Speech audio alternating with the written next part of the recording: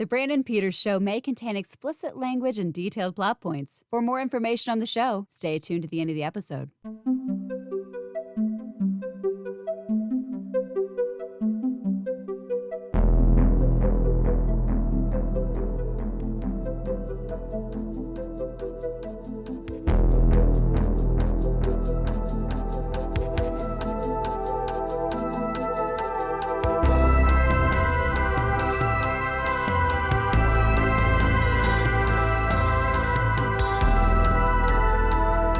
And now, here's Brandon. Welcome back to the Brandon Peters Show for our bonus episode, our epilogue. We're not done? We're not done, Scott. They brought us back. This is our... Why? We were done. I don't know. It's our epilogue, our... We had a really good finale, and now they're going to do a stupid movie? Did we have a good finale? They learned nothing from Homicide? Yeah, we're here for our final words, our aftermath, MASH, our series that we called The Summer of 82 at 40. And the voice you heard was Scott Mendelson from the Forbes. And why am I still here? Yeah, I thought I was done. There was that little line at the bottom of your... Of course, this was the Patreon thing, which we did not make the Patreon, but I wanted to do it. I couldn't go out. We couldn't go out on those movies. Don't lie. They don't need to know that nobody gave us money. No one's going to cooperate. You gave us $100. Thank you. An anonymous donor. That might be my wife's bank account. Pull this over. So this episode, we're doing better movies than last week. So we're going to take a look at 3 movies that weren't quite qualifiers for the summer of 82 at 40, but their presence was indeed felt. And we mentioned a couple of them's names almost the entire run for it. But first off, thanks to everyone who listened in through this. This is actually the closest Scott and I are recording to an episode that drops. So as we record, the final episode is the only one left to go out, which we recorded a while back. And this is us being more in the moment of things. And I've enjoyed your feedback. Scott has enjoyed your feedback. We're having the Scott Mendelson with things. People are high on Scott again, I guess. They never again. Wait. I wasn't cool. The Scott Mendelson. I don't know. Well, I had somebody tell me that they were like, man, I didn't know Scott was like, I gotta really change my mind about it. I'm like, okay, sure. But yeah, I apologize. I had multiple requests for Scott and I to do a live episode, but I just, I don't know that I would want to do one of those and like a person show up or 2 people. So not yet. My confidence, my I don't know. I can't. I'm not ready for the live. Well, Scott, one of my Scott, kids you do runs a in, live one every Sunday. Oh yeah, I liked live. It just adds to the flavor. Oh no, a cat.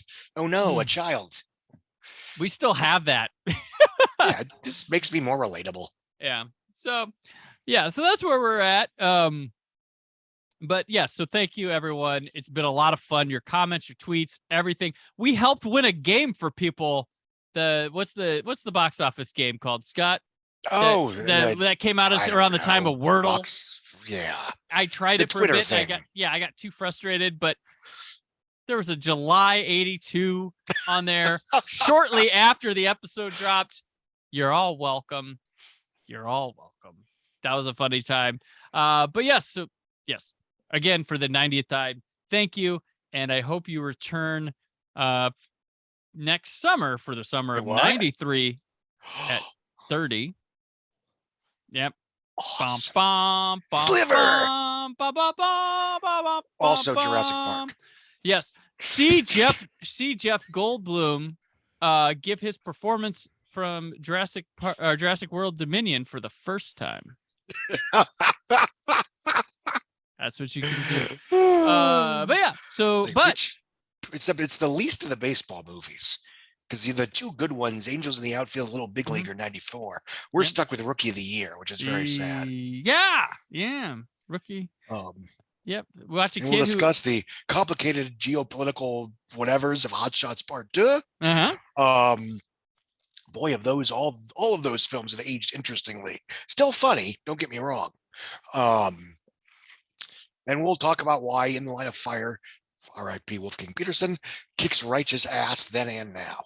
Yes, Righteous Ass. That could have been a Eastwood movie. I don't know. It was Righteous Kill. That was it. Yeah.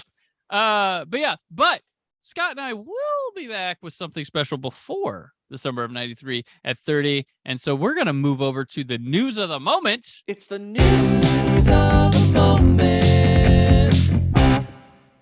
It's the news of the moment. And we're going to tell you about it. So coming soon quotations, relative term, once we start getting it in the can.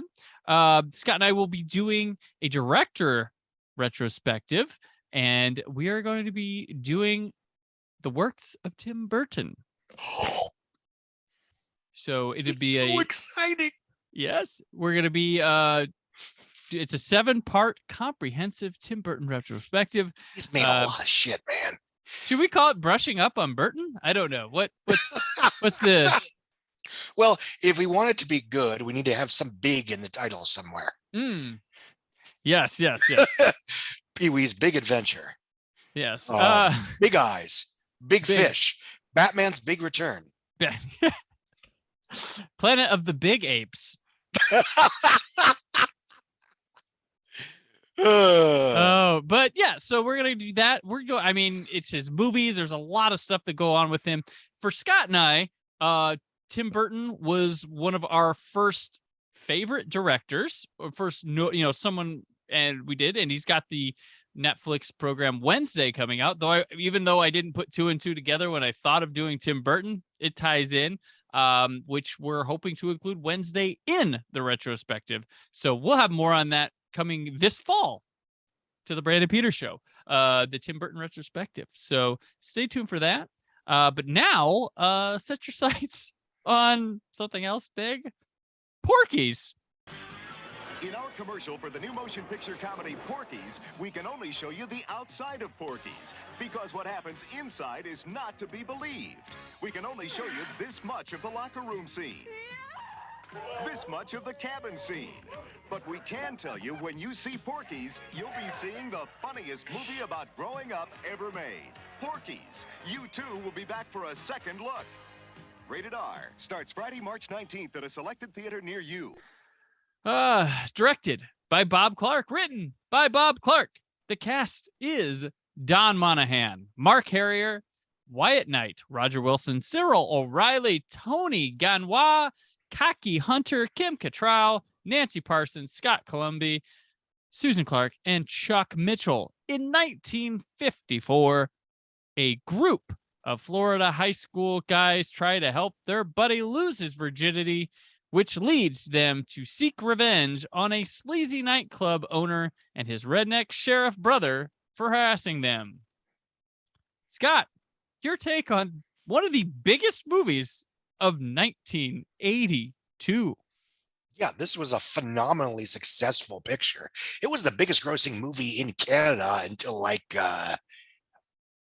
think Resident Evil Afterlife, believe it or not. It's still number 3 of films, that earned XYZ in Canada. It made $160 million worldwide on a $5 million budget. It spawned several sequels. And because, I watched this, I don't think I'd ever actually seen this one before. Obviously, pop culture osmosis, yada, yada, yada. But what struck me watching this picture after seeing the Last American Virgin and Doctors in Love and the other, sex farces. Fast Times. Thank you. Yeah. That was a better example. Is that this one is really well made. It looks like a polished, well-produced, well-structured, decently budgeted movie. And I think that's the Bob Clark touch. Mm-hmm. He's one of those filmmakers that without really imprinting himself on his work, he kind of pushed pop culture in a very specific direction. I mean, you think, he more or less invented the modern slasher film with Black Christmas. He made one of the defining post-Animal House sex romp ripoffs with Porky's, and then he followed that up with A Christmas Story, which actually I think he did Porky. Anyway, I'm skipping around a little bit, but that's become one of the definitive Christmas comedies of the 1980s. For a guy that doesn't, I mean, people who study this stuff know who he is, but he's certainly not a marquee name in this day and age. He did put his name on this one, Bob Clark's Porky's. Fair enough. That one, I did notice that. I was like, oh, that's weird. I don't remember. And the film was enough of a success that not only did they want a sequel, they wanted him back for the sequel. Because I think they realized that, whether it is a good movie or not, it's a very well-made version of what it is. And basically he agreed to do Porky's 2 the next day in exchange for getting carte blanche on what would become A Christmas Story. Mm-hmm. As for the movie, I mean, it is what it is. I mean, I certainly wasn't overwhelmed by, wow, this holds up better than I expected, or this isn't as raunchy and vulgar as I thought, or this is more nuanced than I was expecting, which is what I got watching some of the pictures, The Last American Virgin and what have you. Porky's is pretty much what you expect. It is a youth skewing riff on Animal House without that film's comedic genius, frankly. Mm-hmm. It is basically, it's closer in spirit to something like Revenge of the Nerds than Animal House. I mean, is it a good movie? No. Do I think, do I disagree with those who call it one of the worst movies of the year? Siskel and Ebert got on their Puritan streak that they sometimes did back in the day and were, wah, wah, boo, woo. Yes and no. I mean, 40 years ago, you'd watch a movie like this and you'd wonder if it was, in fact, warping the culture of America. 40 years later, no one's going to watch this and, it's just going to be an artifact from a bygone era. As a movie, it is well made, it is polished, but I would argue, is relatively uninteresting. I was, whatever I got out of it was mostly from a cultural artifact point of view. Yeah, I don't think it's good.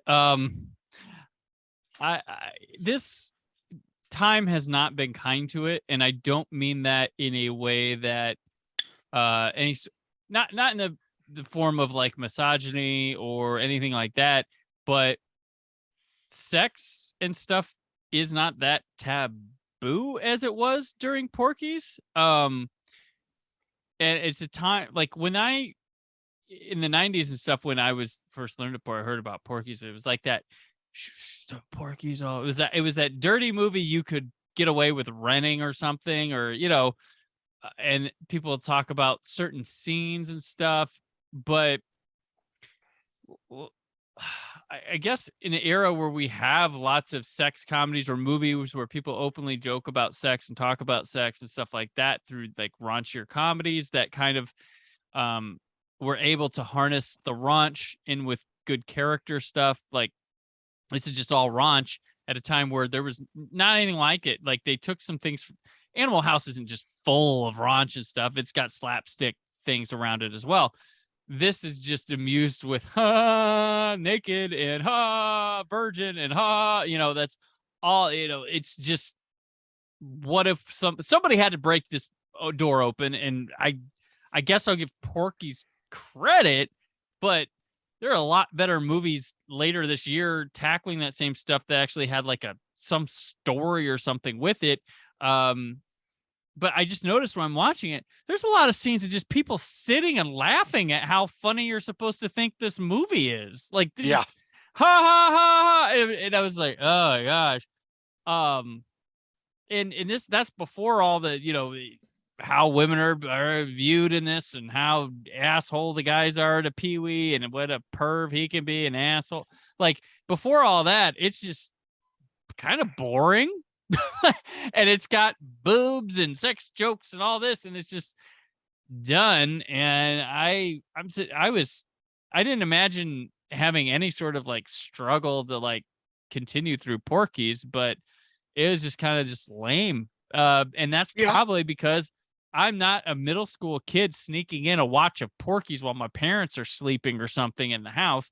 I get that appeal, but even nowadays you wouldn't have that. And then to be honest, in the 90s, and this movie probably doesn't hold up well at all, American Pie came in and did like Porky's better. Like that's what it came in. It's like, okay, let's have that Porky's vibe, but let's like make a movie too. Clark, yes, technically proficient. It looks like Porky's doesn't look like trash. Porky's will inspire a lot of trash from Troma. That's just like Waitress and Stuck on You and all these garbage sex comedies. Troma will just cash in on the Porky's train. But Porky's is the class of that. But this high school, man, I go to Ridgemont High for high school or wherever the hell the Last American Virgin went. He's a lot cooler than Pee-wee. Yeah, oh man, it's grody. The Porky stuff with it too. I'm like, this is stupid. I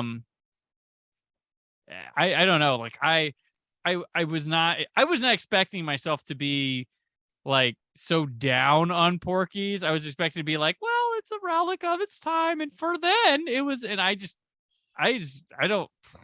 not gonna watch Porky. I don't even gonna recommend Porky's again. Like just skip on over to American Pie if you want if you want the dated Porky's. And for what it's worth, I mean, and I'm talking about just the first American Pie, the sequels or whatever, but I mean, that's a film that I think is at least trying to be closer in spirit to Fast Times at Ridgemont High in terms of it's actually, has characters that are nuanced and have arcs and have desires and, has, pardon me for being generic, has something to say about the human condition. Porky's isn't even trying. No, they're sitting laughing. They're too busy laughing. Like, I don't even know who these characters are. Like, I'm forced to be with Pee-wee, so I know he's a virgin trying to get laid. But the other guys are just bullies, like different variations of bullies. And there's some girls that talk shit. But I don't know. There's that scene with Kim Cattrall where she howls. There's the hole in the shower scene. I will say that the one after the shower about the sketch artist, a little over it, kind of funny. I'll give it that, where they're all sitting there laughing at her, trying to turn in about the situation that just sounds ludicrous. But there's the scenes from Porky's, and there's still those scenes, but I don't think they don't play as hard as they used to, and the rest of the movie is just this jumbled mess of people being assholes to people, and I just. Yeah, and it doesn't help that we watched this quote unquote out of order only after having seen a number of that probably better, quote unquote teen sex comedies. Yeah. I mean, it's like, it's silly example maybe, but it's watching Superman 3 only after you've been on a streak of watching Batman, Ninja Turtles, Dick Tracy, Rocketeer, et cetera, et cetera. I mean, I would probably watch Zapped again over this, and Zapped. I would. That's the bar here. Like, Porky's like, and I hate it because like Porky's has this bad reputation of just being this awful film, and I hate to come in here and be like, well, critics were right. I mean, Bob Clark. I mean, he's good at what he is definitely one of our most overlooked, underestimated directors for the staples he made and like he also had a zombie movie, Children Shouldn't Play with Dead People. That's quite popular cult film. Like the guy ahead of his time or just making stuff and no one's paying attention. I think a lot of his stuff just didn't get wide releases, and home video really got that guy probably a name. I mean, Christmas Story was more so people saw it on television than they did. And then Black Christmas wound up being this, hey, did you know they made something like Halloween before Halloween? No, I absolutely agree with you. Christmas Story only became a big deal through years and years of television airs. Yep. I think it made like 20 million domestic when it came out. I mean, Porky's 2, which was a, part of the devil's bargain to make a Christmas Story, still made $55 million. Yep. And in all honesty, like that's the tale of It's a Wonderful Life as well. Same with Christmas Story. Even Wizard of Oz. Yeah. There's it's not something that happens that much anymore, but there are films that gain a life after theaters. Shawshank And- Redemption. I mean, that was up for that Oscars was and weird stuff, because but because it got a bunch of Oscar nominations. But yes, it did go from a well-reviewed picture that didn't do a lot of money theatrically to one of the most popular movies of all time. Mhm. But not Austin Powers, because that was a hit in theaters. Damn it! yes, it was. Yeah. Yeah. Obviously, it's not directed at you, but I've been, that film's a success, and the narrative that it was disappointing in theaters and only caught on video, and then the sequel broke out. That's been giving false hope to decades of fans of failed franchise startups. Yeah. But anyway, Porky. I've never seen Porky's 2, The Next Day, and I've never seen Porky's Revenge, the third one. and now I don't particularly want to. Not gonna get there. If I want to see the guy who played Porky in a movie, I will watch Better Off Dead, a much one of the best 80s teen comedies ever. Sorry, John Cusack. I love that movie. Does he not like it anymore? Apparently he won't talk about it. If you bring it up, he won't talk to you again in an interview. So whatever. I'll just talk to him about 1408 for an hour. there you go. Yeah. There you go. Oh. That's true. But any last words on Porky's? Like, I have no detailed thing, like no analysis. Like, it is just literally scenes of people laughing at their own jokes, at the movie's jokes. Like it has a laugh track, but they're on screen. Like, that's Porky's. Yeah, I mean, the one thing that stood out is that it was polished in a way that I wasn't expecting. And maybe that's because just like a Last American Version, you commented there was a pool scene. You're like, this looks like a freaking movie. Yeah. So, yeah. But if we're done with Porky's, let's take a look at its opening weekend. It did $7.6 million, which was huge back then. It opened in mid-March of 1982 in 1,048 theaters. It actually jumped up 12%, despite only adding 11 theaters, for an $8.6 million second weekend.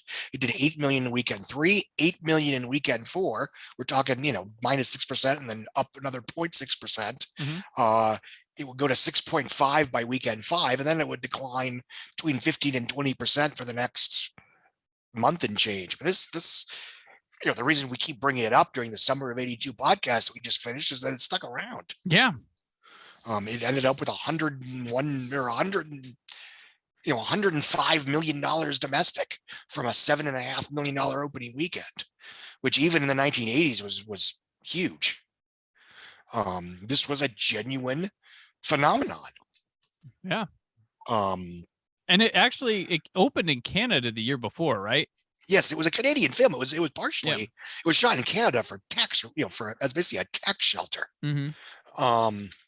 Hold on, I'm doing some math that I should have done before the show. Because it's credited as an 81 release, but in America it's a 82. It's the Superman 2 of Raunchy 6 comedies.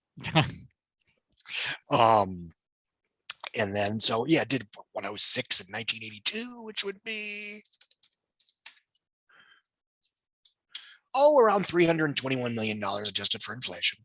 Woo. Remember when people went to the movies? Yeah. Hey, they went to Top Thor: Gun. Love and Thunder numbers. One of our listeners caught that you kind of predicted, incidentally, Top Gun Maverick, which I think was jokingly. I was joking because, if you've read some of my other stuff, I was way off the mark. I did not think Pete Maverick Mitchell was as much of a marquee character as Ethan Hunt. Also, I don't like the movie as much as everybody else did. I don't begrudge that. I think I enjoy its subtext more than the actual movie itself. Yeah. I enjoy the whole, Hollywood has so badly failed to make new movie stars that Tom Cruise still is to get off the bench and save the day. Which, as a metaphor, would have been kind of quirky and fun in 2020 in a non-COVID world, but by summer 2022, it was shockingly prescient. But anyway, that's the Maverick and Iceman were the Han Solo, Luke Skywalker, and Carrie Fisher to some people, or Carrie Fisher, Princess Leia. That was her character's name. So they've been waiting for it, and I just felt like, because I remember in the 90s, people really wanted another Top Gun, but I thought that might have fizzled, not been a big crowd. But man, and I'm happy. Oh yeah, it literally saved the summer. I mean, it completely overshadowed the real problem, which is that studios just weren't putting out movies this summer. Right. It's Top Gun is about, it's going to make about 700 million domestic by the time it's done. Mm-hmm. If it had made, this summer made 28% less than 2019, despite having basically half the movies in wide release. Right. If Top Gun only does 150, 200 million, whatever, which even that would have been huge, wonderful for a Tom Cruise movie, it would have been like a 42% lower summer compared to 2019. Yeah. So again, it single-handedly turned what would have been an absolute catastrophe into a halfway decent summer movie season in terms of theatrical revenue. All by itself. Really, all by itself. Mm-hmm. Because everything else, I mean, they were hits, but Doctor Strange did about what was expected. Jurassic did about what was expected. Minions likewise. Thor likewise. Nope did a little bit less, but not catastrophic. Lightyear bombed, but you know what? That's Pixar's bomb before it happens. Mm-hmm. That's usually not life and death for the entire summer season. Yep. There just wasn't a lot of product. And right now we're in the middle of a giant slump, which is entirely due to studios not releasing movies. Yeah. And there's a variety of reasons for that, but it's very frustrating because we've known since May 2021 that movie theaters are back if they're allowed to be. Yeah. And they keep running into these, these random slow spots just to have no product. Yeah. Anyway. What's not slow is our next film, The Sword and the Sorcerer. Dungeons and Dragons, wizards and witches, magic and revenge, and a warrior caught between.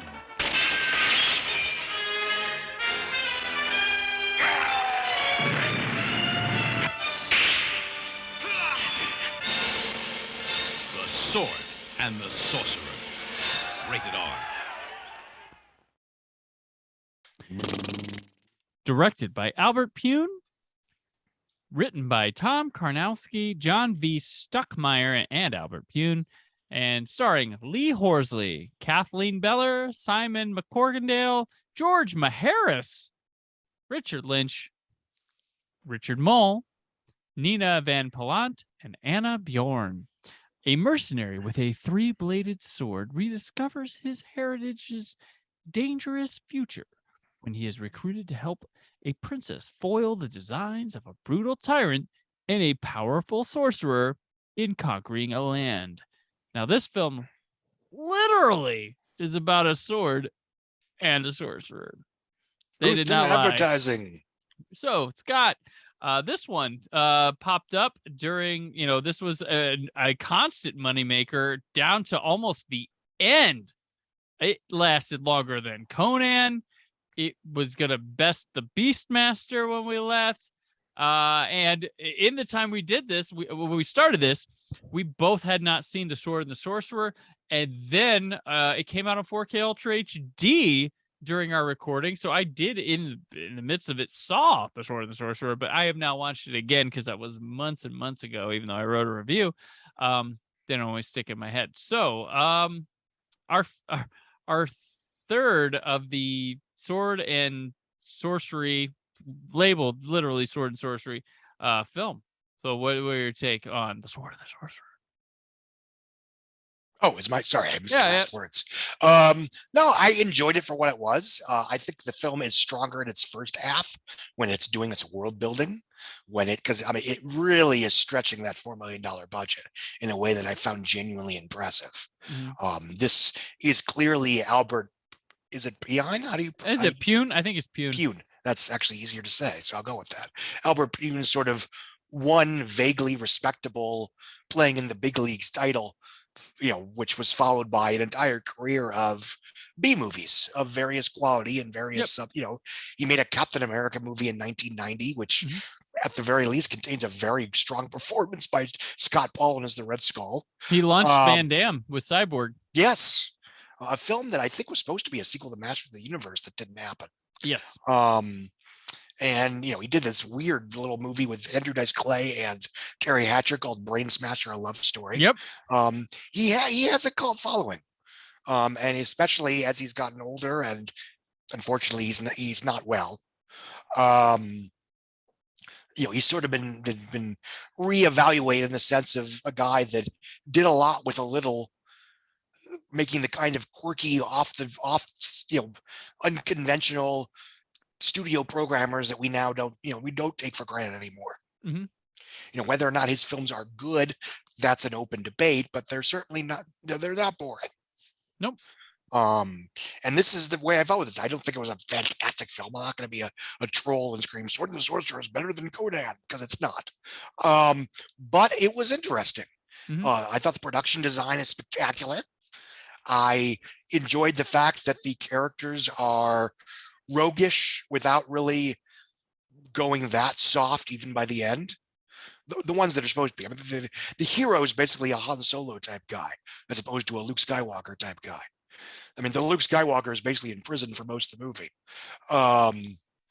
And the special effects are, I would say, terrific considering what he had to work with. Oh, hell yeah. Yeah. I liked a lot of them. And without, sounding like an old man screaming at the clouds, I think when you watch movies like this, the special effects are more impressive because whatever they did, they had to figure out how the hell to do that. Well, also too, in this era, like lighting, camera, it takes expertise to even get something that's schlock or poor. Yes. Like it took a lot more time to figure out how to light it, to shoot it right. And when it looks like passable and good like this, that's actually pretty impressive. Yeah. And, because the special effects are limited, sometimes almost by default, you see great filmmaking skill and just hiding the limitations of those effects. Yeah, exactly. And I think, in terms of modern blockbusters, sometimes something that makes a movie stand out as more realistic than it otherwise might be is when I see the camera almost playing peekaboo with special effects. Mm-hmm. Even though I know in my head it's computer animation or whatever, they could afford to show it in full view if they wanted to, but they're choosing not to sort of keep the illusion. Right. I hope that makes sense because I was making that up as I was going along. But it's not a fantastic picture, but it's interesting. It makes an interesting film festival with Conan and the Beastmaster and Dragon Slayer. Yeah. And Krull. Mm-hmm. This is certainly a film to watch on the, if you like the last two Thor movies, you might want to check these out list. Yeah, I mean, I it's nothing that I'm going to revisit all that often, if ever, but I'm glad that this podcast led me to finally watching it. Yeah. Is it the goriest of the three that we've done? Yes. Yeah, there's some pretty bloody. The Sorcerer stuff, Richard Mole, like that's really cool. Like his look and stuff. It starts out impressively. Like that scene where they resurrect him and stuff. I'm like, whoa, shoot. And I always I have a fascination with these old fantasy cheapies that I do with nowadays that I have had my whole life with slasher movies, where I'm like, all right, you all have the same goal, but who's good at doing what and what do you think's important? And I always like that they have these like little rooms that are obviously some fancy ballroom in a castle or throne room. Like, how do they dress those sets? How do they use it?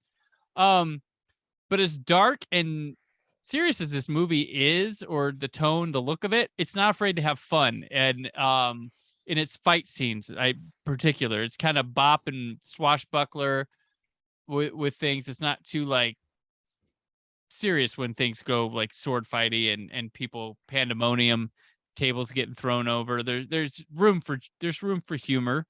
And it's got weird stuff. Like, did Zelda see this and be like, oh yeah, that sword where you shoot the blade out? It's a pretty silly sword.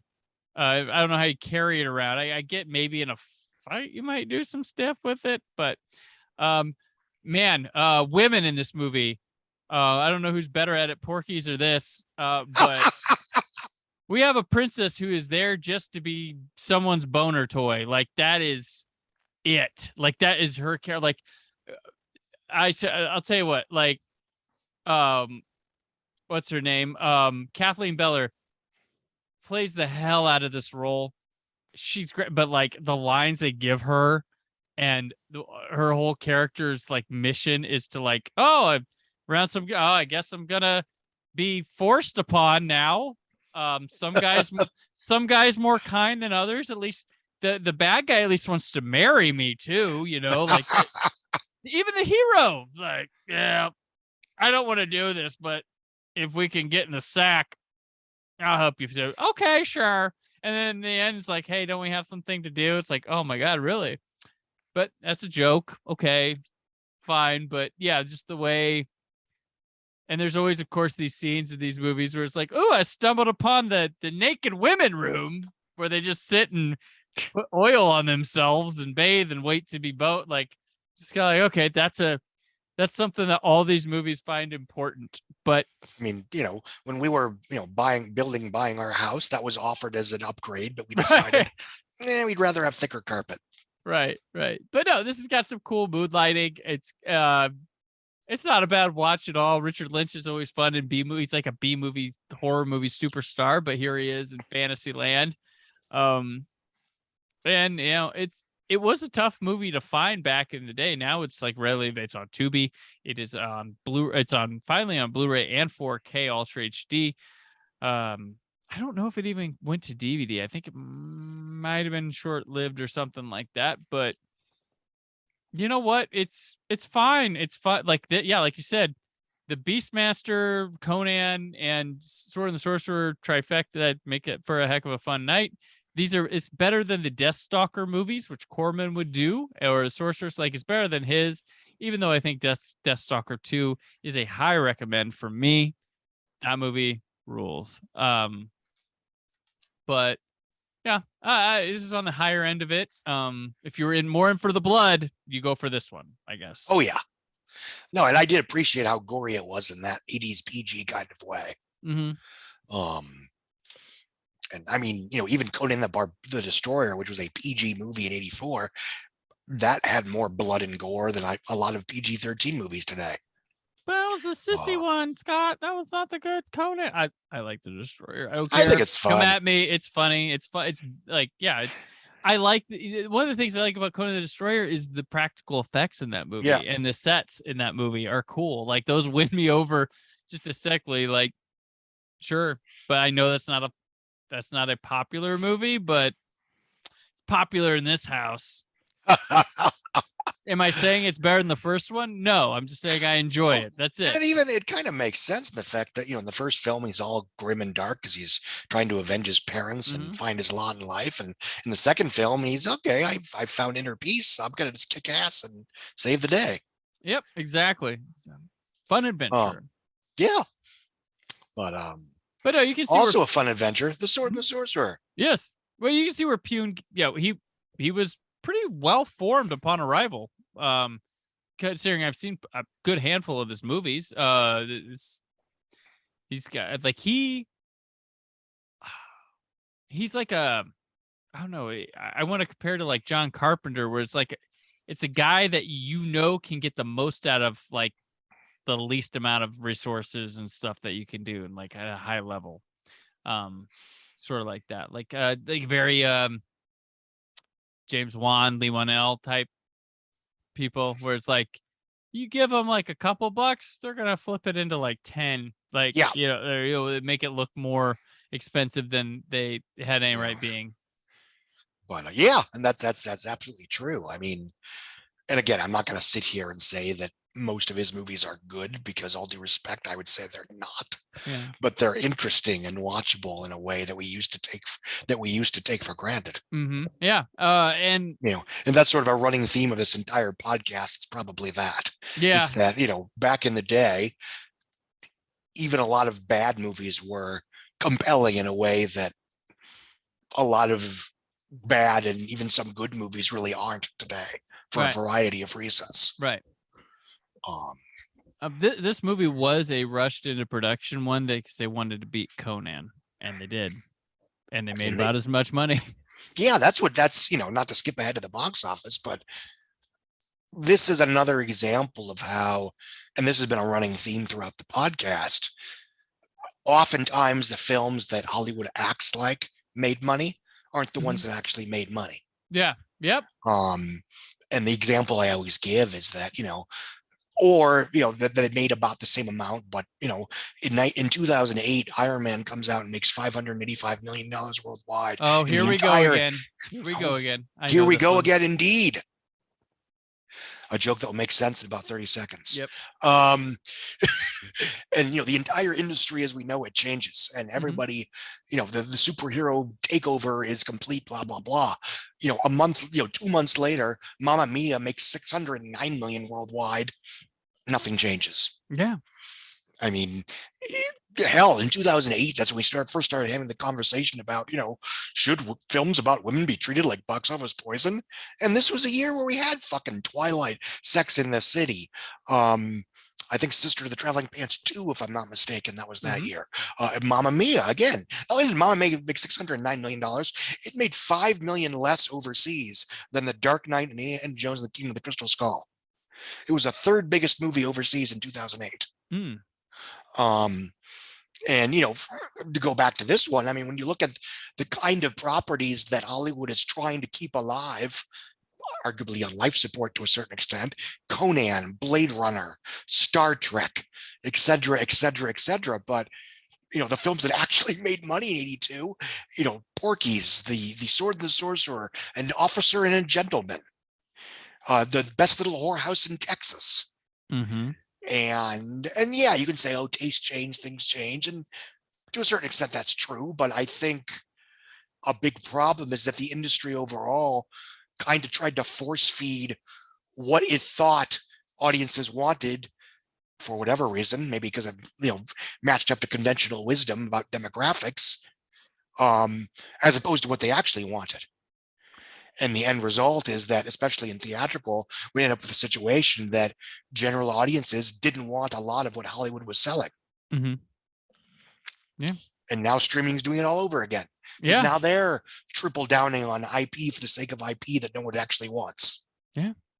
And the myth that just because you're a tech company or a streaming platform, you can automatically develop an IP better than a studio. And we know that's not true. Right. Resident Evil on Netflix was allegedly terrible. Cowboy Bebop on Netflix got canceled after a season. I mean, I don't mean to pick on Netflix, but they're the biggest high profile one. Is anyone going to watch Lord of the Rings after the first several episodes? Or is it going to be people were kind of curious at first because it was big and expensive, but they're not the Peter Jackson movies. Right. And it's funny because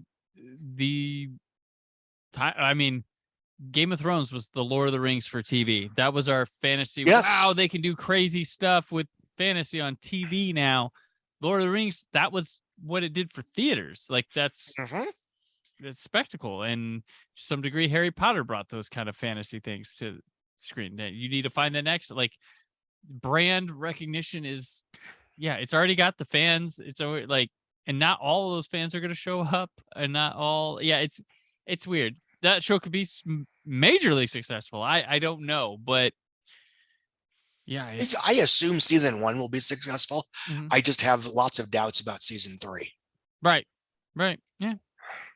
Because we've seen that happen a lot with streaming shows, where a big show debuts with lots of free media and lots of publicity and lots of hype, and as far as we know, people watch it, but really, who knows half the time. Right. And then season 2 premieres with barely a whisper.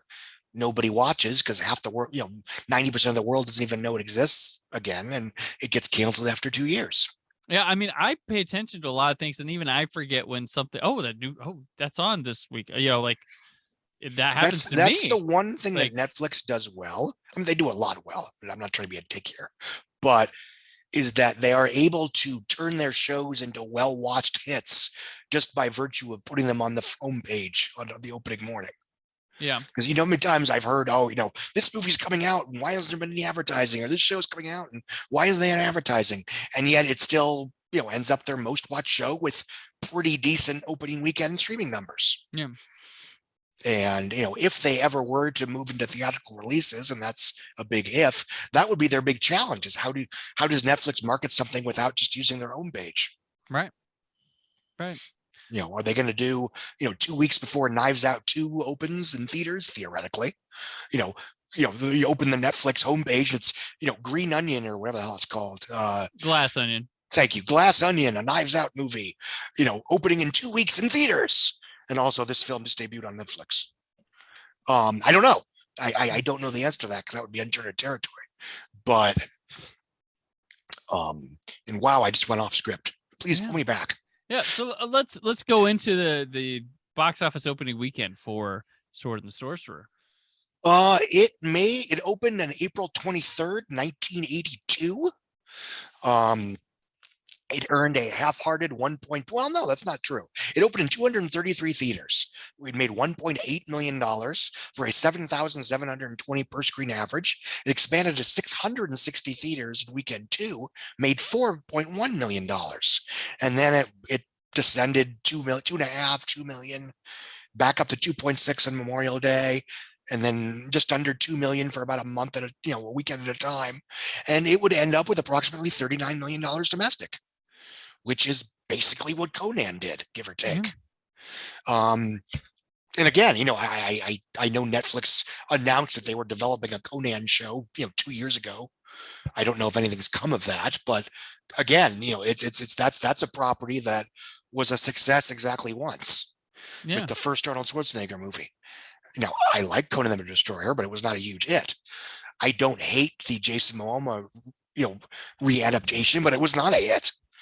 Not only was it not a hit, it made less money domestically and worldwide than The Northman earlier this year, which was like a 2-hour, 20-minute original movie with no stars, all due respect, in terms of butts and seats. And yet that original film did better than Conan. Because once again, it's IP isn't always the answer. Yeah. Yep. I mean, if you want to, you could probably snag up the Sword and Sorcerer IP not too expensively and make a show.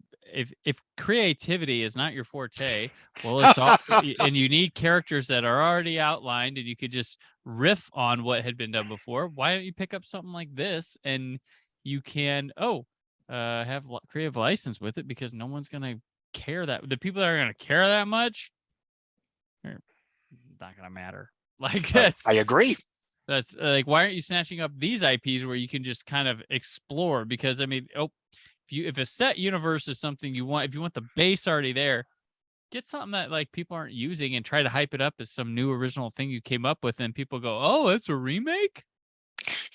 So, I don't know, but hey, the Sword and Sorcerer. So I'm kind of hungry, Scott. Let's move on over to the diner. Wah, wah.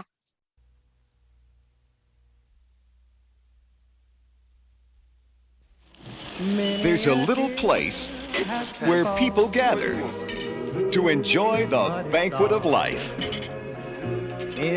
I got a date with Carol Heathrow. She is death. It's the diner. And what they really want most isn't on the menu. Go on. Eddie's giving Elise a football quiz. If she fails, the marriage is off. And if she passes, it's 2 more days to the thing. Marriage. You're a virgin, aren't you? Technically.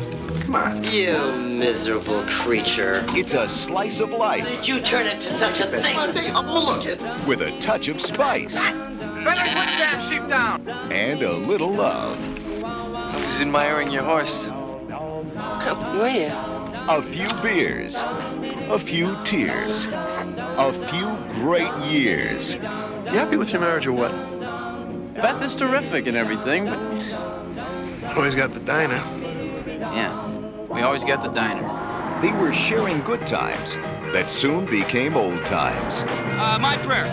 Flip side, Heaven on Earth, recorded by the Platters for Mercury Records, color of the label Maroon. Nothing could be finer than eating at the diner. He's like a building with feet. Where friends show up, but mostly show off.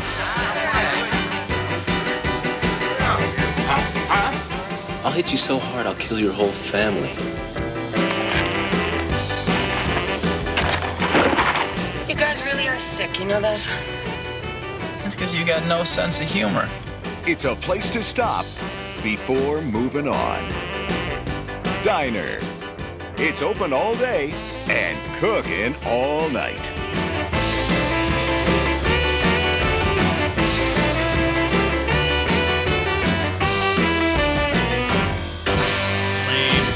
right. Directed by Barry Levinson, written by Barry Levinson, starring Mickey Rourke, Steve Guttenberg, Daniel Stern, Tim Daly, Kevin Bacon, Ellen Barkin, Paul Reiser, and Michael Tucker.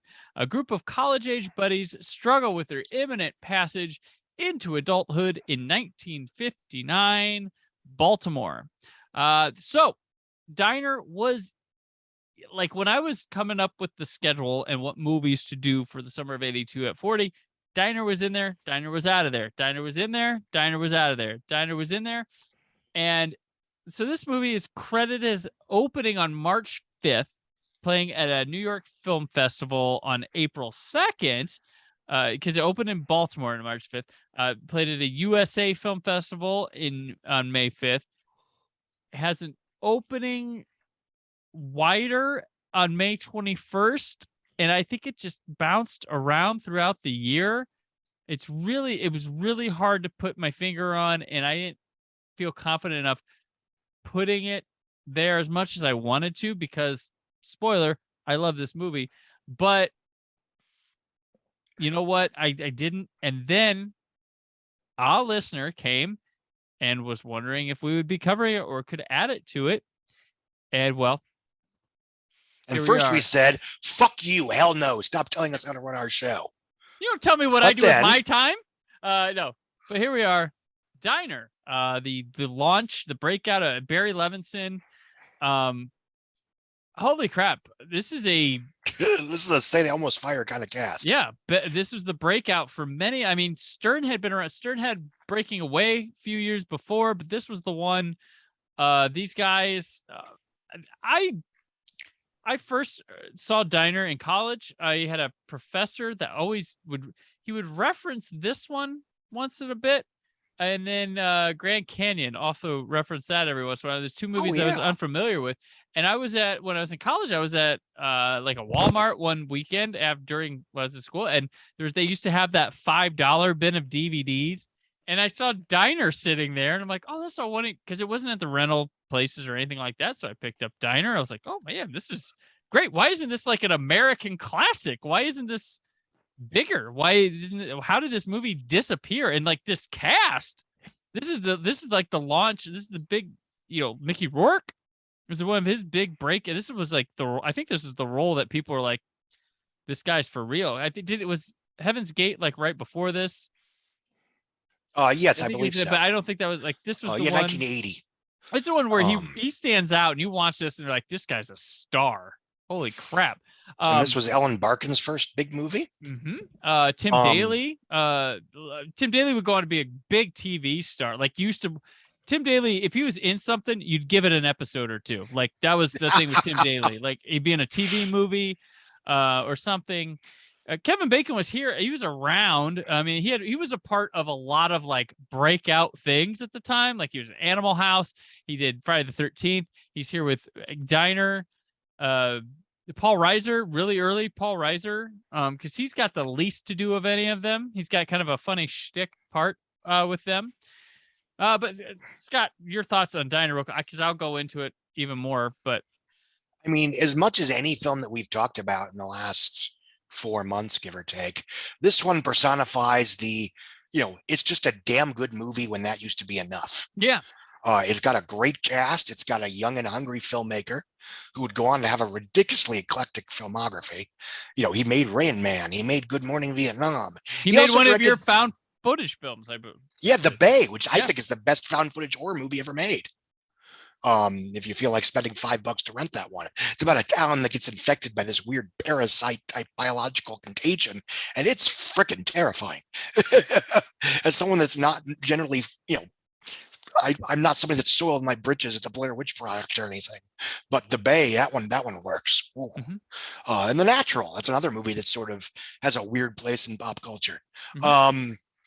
And yeah, this was Kevin Bacon's. It wasn't his first movie because you're right. He had Friday the 13th. He had Animal House. This was basically the first time people got to see him act in a movie. Right. Yeah. Where he's actually playing a character. Yeah. And this is, Ellen Barkin's big breakout. I actually just watched The Big Easy for the first time in like 30 years on Tubi. Wow, that's a movie. Dennis Quaid is so fresh faced and young. But no, it's again, it reminds me of something like St. Elmo's Fire or Short Term 12, which is a very good movie that feels fresh in its day because it's giving a spotlight to demographics that were young enough to not be used to having their, problems and issues and melodramas, put front and center. And almost everyone in this cast, just like, in Short Term 12 and St. Elmo's Fire and a few other, the Outsiders, I think I would argue, they all went on to be either stars or relatively well-known working actors. And you can see why. Everyone in this is very good. Yeah, like everybody goes on to something. Like everybody. It's insane. And it's the film's quality almost speaks for itself. It's just a rock solid character study. It plays in the, I think it's as good as American Graffiti in that sense. Yeah. No, it's very, we were talking about this. Like this would double with good with American Graffiti. It's around the same period, but a little bit more. Yeah. Those were high school kids. This is the college ones. It's just like St. Elmo's Fire, which you keep mentioning over the episodes. It's like that one. I was like, it's like what happened to the Breakfast Club after the Breakfast Club. That was the other one that I was thinking that that everybody went on to do something. Yeah, I've always I'm the weirdo that likes St. Elmo's Fire better just for whatever reason. That's fair. That they're both good movies. They both work. But yeah, like watching it this time, I hadn't seen it in a few years. Finally got me to like I've had it on my pick it up sometime on Blu-ray list, and I picked it up because of this. Everybody has an arc in this movie, like a fair amount of screen time, a fair amount to focus on their story. Like even Ellen Barkin, she has herself a full, she's not just nagging wife of Daniel Stern going through early marital conflicts. It gets passed the baton gets passed to her for a while, and you get to see her side of things and her working some things out. Mickey Rourke plays a lovable dirtbag of a character kind of, but heart of gold, works well. Paul Reiser doesn't get quite an arc, but he's one of the first guys you have talking in this, and he's the guy who closes it out with the big speech at the wedding. And and all the characters, it was the first time I watched the movie. I when I was in college, when they did the wedding at the end, I was probably 19 or 20 when I saw this. I was surprised it was a Jewish wedding. I was like, oh, because I don't think there was anything that would suggest that all the way through. And it felt like almost like a plot twist for me that I was like, oh, it's a Jewish wedding. Okay. All right. I don't know why that surprised me back then, but I just, I think it mattered, but it was just something you didn't see. I don't think they showed a Jewish wedding that wasn't, overly stylized stereotypical one where it's like everybody, it was just casual, normal, calm. Usually when they depict a Jewish wedding in a movie, it's My Big Fat Greek Wedding with Jews. Yeah. Something like that. But yeah, I just something I take to this movie. There's hangout spots. There's a lot of just people figuring out where they're at in life. Like Kevin Bacon deals with being an alcoholic. And he's really, really good at it too. Gutenberg is probably the character that does, it played for laughs back then, trying to make his wife his fiance has to pass a ridiculous test about the Baltimore Colts. Where it's all up to them, and there's a big moment, which it's funny and it's old timey stuff, but he's really interesting. It's kind of surprised he jumped out. He became of this cast in the 80s, he was probably the biggest star of them when he hit his peak. The guy was everywhere until New Year's Eve 1989, switching over to 90. Then he's gone. Because he didn't die. He just all of a sudden the 90s hit, and that guy was not. He got Tom Berengered. Yeah, and who knows if he didn't go to boxing, Mickey Rourke could have been one of the biggest stars on the planet, decorated in Oscars. He was the biggest what if. Yeah, he was an incredibly acclaimed actor. Insanely talented. Bogart, Brando, De Niro, Rourke. And I think I think unfortunately for differing reasons, both him and Steve Guttenberg were very good actors that kind of became punchlines toward the end of their respective careers. Again, I think Guttenberg, did himself I don't know. I wonder if he had just not done. I think the Police Academy movies hurt his career. Let's put it that way. Well, the first one helped, and then and then he went 3 Men and a Baby. He was everywhere. I mean, but like Rourke, just pop in anything he was in, and his performance. I haven't seen all his movies from back then, but I can tell you, I'm going to probably enjoy it just because the guy's so natural. Like Angel Heart, Pope of Greenwich Village, like all these movies, Barfly, like he's just unnaturally smooth and just like natural. Like it, he's really good at it, but it looks effortless and it's insane. When he was obviously younger and he was in his element, he was a volcanic force of nature. Yeah. In a way that I didn't appreciate till I got much older and actually tracked down some of his older movies. Because even by the time I was, 10 or 12 and paying attention to this stuff, he had basically already peaked. Yeah, he was boxing and barely doing any movies. Like I think he did some, and then when he came back, he was just who knew? I mean, granted, didn't look his normal self. He's still good. I mean, he's still an interesting actor. Yeah, it just, even The Wrestler was 14 years ago. So craziness. But yeah, it's saying this in this movie, Levinson. It's a beginning of a trilogy of his with the Baltimore, like growing up. Baltimore, Avalon's the second one, and then Liberty Heights, a very underappreciated, underseen movie, still not on Blu-ray. I like that one a lot too. That one's a blind spot for me. It's a early Ben Foster role where you're like, man, that kid's going places. And Adrian Brody, really good in that movie too. Yeah, that's a high recommend there too. Avalon, I think I saw one. I can't remember too much. That's about terrific. Avalon. Yeah. Great score too. One of my favorite, put this in every trailer kind of score. Yeah. Back when trailers actually had scores from other movies. Right. But yeah, Levinson's great. He knows how to handle it. He's great with the cast. Like you can tell he's an actors, director type person. I mean, you go on to do Rain Man, all sorts of like great stuff. I liked his film. I really like his film Bandits that he made with Bruce Willis. Was fun. It's a fun one. He's never really lost it. It just kind of. He did that one with Robin Williams. What was it? Did a couple with Robin. Yeah, it's a couple. They kept.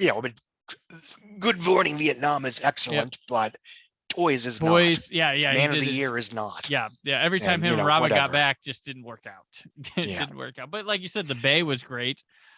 This is a way before pandemic movie, and no one brought it up during the pandemic.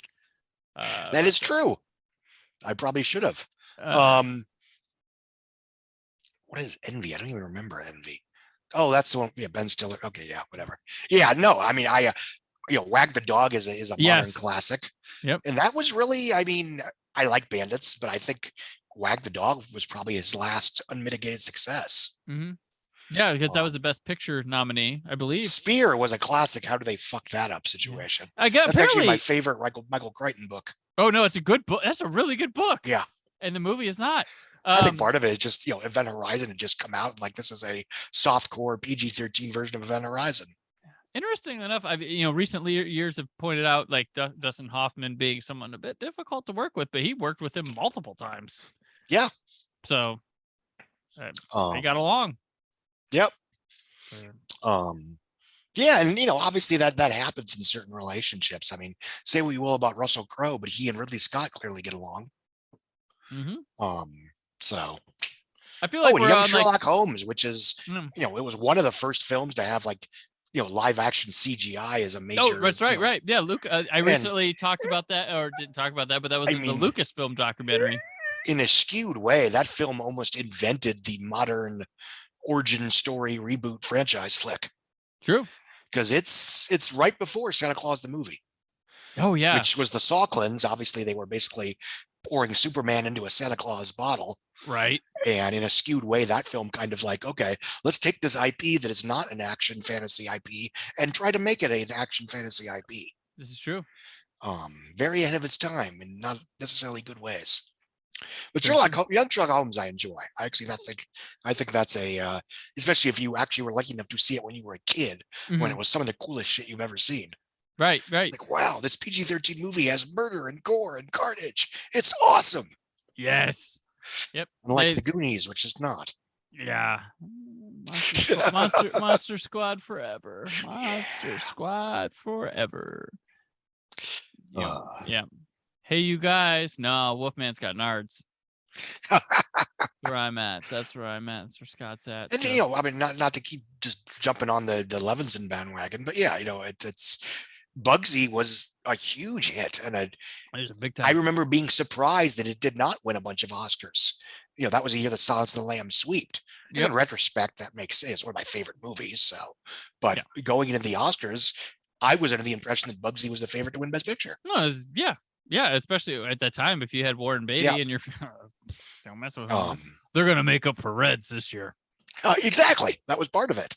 And he had been in a relationship with Annette Bening. It was sort of the whole Hollywood's biggest eligible bachelor finally settles down. Blah blah blah. Yep. And Disclosure is stupid fun, but it's incredibly entertaining. Sleepers is fine. It's one of those films that's very much of the whole Brad Pitt's trying to kill the Legend of the Fall heartthrob image period of his career. Right. Basically everything from 7 through up to I don't know, Troy. There's got to be something before Troy, like maybe the Mexican.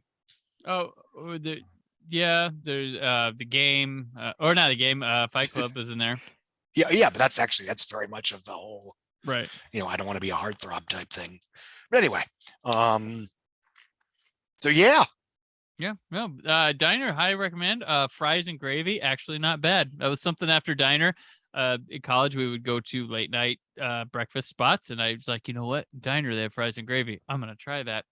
Not bad because it's breakfast gravy. It's not like gravy. Use the white breakfast gravy. Goes good on fries. So who knew? Diner knew. It's probably something Levinson did from back then. But yeah, oddly enough, we had two.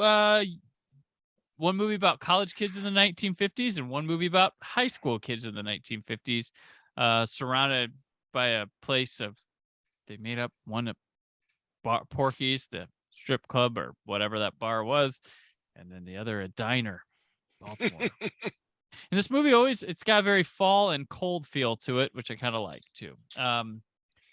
But yeah, I one of the highest recommends of the summer of 82 at 40 at the very end. Diner. So we're not ending on garbage. We're ending on that was part Diner. of the point of this, I think, for this epilogue.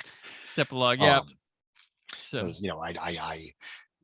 I mean, Sword of the Sorcerer is interesting to talk about. Porky is garbage, but it's interesting garbage. And Diner is excellent. And again, I think it's a prototypical example of what we've been talking about a lot throughout the summer, which is that, back in the day, just being a very good movie was enough. And it is what it is. Weirdly enough, I mean, if I could skip to the box office stuff, because obviously this film never ranked much higher than like 15 made like what, 14 million? Yeah, I think 14 was you topped out with 14 domestic, but I mean, it opened in May of 82, allegedly. I think I mean, I think here it's listed as May 21st, 1982, made $218,000 in 21 theaters. It's at its peak, it was at 266 theaters in the middle of September with 489,000. So it was a slow under the radar earner. And I think in terms of why doesn't it have a bigger audience, without disagreeing with, it is a very good film. I think the only reason anyone talks about it at all is because everyone involved did go on to bigger and better things. Yeah. And whether or not it deserves to have a bigger reputation, judging just by its commercial performance, it would have dropped off the face of the earth if not for what everyone did afterwards. Yeah. True.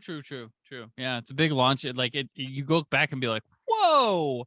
But I guess, kids today probably wouldn't look at this cast and go, whoa, they might know Kevin Bacon. Well, Paul Reiser, he's in Stranger Things. Yeah. And kids Mickey love Rourke's in Whiplash. Iron Man 2. Yeah, Mickey Rourke's in Iron Man 2. Gutenberg. And the Expendables. Gutenberg was, people still watch Veronica Mars, that's still something to keep up He there. hasn't done much. I mean, I don't mean to pick on him, but when you look at his, it's like he's still, he talks, he's one of those guys that makes press when he says, oh yeah, another 3 Men and a Baby movie is right around the corner. Or yes, we want to do another Police Academy movie. It's ready to rock. It's like, A, that's not going to happen. B, why? 3 Men, okay, fine. If you want to do a Disney Plus with that, that's fine. Knock yourself out. Right. But it's unfortunate.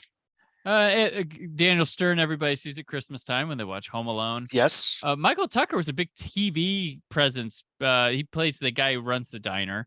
But he was on like LA Law and which is a show that people don't remember. But those listening here might remember. Who knows? But yeah, he was a big kind of recognized him from being on TV and stuff. LA Law, think She-Hulk, but without She-Hulk. There you go. Fair enough. But yeah, so that does it for the summer of 82. We said last time. I know, but are you sure this is really the end? This is really the end. But yeah, so it's been a lot of fun. I was glad to come back for one more. I was happy because that last one was just, I'm glad we dangled the Porkies, and I'm happy for the listener that said do Diner, damn it, because we end on Diner. We can't give in to these people. I gave in, and thank you to all the listeners, everybody. Our one patron, Michael, thank you for the whole ride. Hope it was worth the money. It kept Scott around. So wait, I got paid.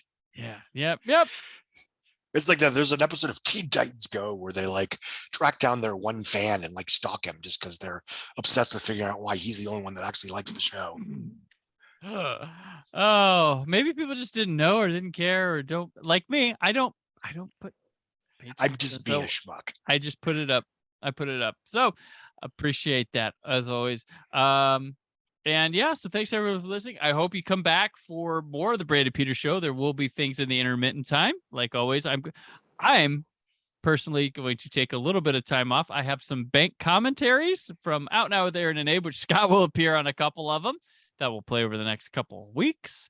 And I'll be back with a kind of year-end review thing, like with Greg Magoon that I did last time. And Scott and I, in the meantime, will be recording and getting ready for the Tim Burton retrospective, which we talked at the top. So we'll hope you come back for that in the fall. Other things will happen. I've got plans. Familiar faces from the show, doing some episodes and such. So come on back. But Scott, till then, you know what? They've heard it many times before, but do it once more. Let them know. Forbes.com. You can Google Forbes, Scott Mendelson, and the ticket booth. There you go.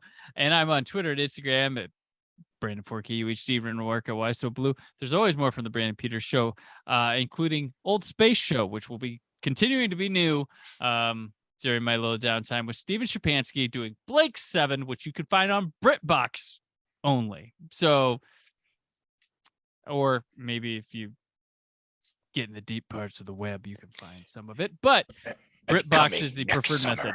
Yes. The summer that brought you Coneheads, Super Mario Brothers, Another Stakeout, and Weekend at Bernie's 2. All the sequels of 1993 at 30. Heck yeah. We'll be coming back for that next year. And also Sliver and Son-in-Law. For all the Summer of fans, please stick around for more between the now and then. But also Life with Mikey. All right, but until then, stay film positive. Thank you for listening. The Brandon Peters Show is a Creative Zombie Studios production. Produced by Brad Shoemaker and Brandon Peters. Written and edited by Brandon Peters. Announcer vocals by Jessica Alsman. Theme song by Metavari. Web design and show art by Brad Shoemaker with Brandon Peters. All music and clips featured in the episode are property of their respective studios, and no infringement is intended. Summer of 82 at 40 and News of the Moment themes by Press Maxon. Additional information on this and other episodes at thebrandonpetershow.com. For any inquiries, press opportunities, or sponsorship, contact mail@thebrandonpetershow.com. The show is available on Apple Podcasts, Spotify, or anywhere podcasts are found.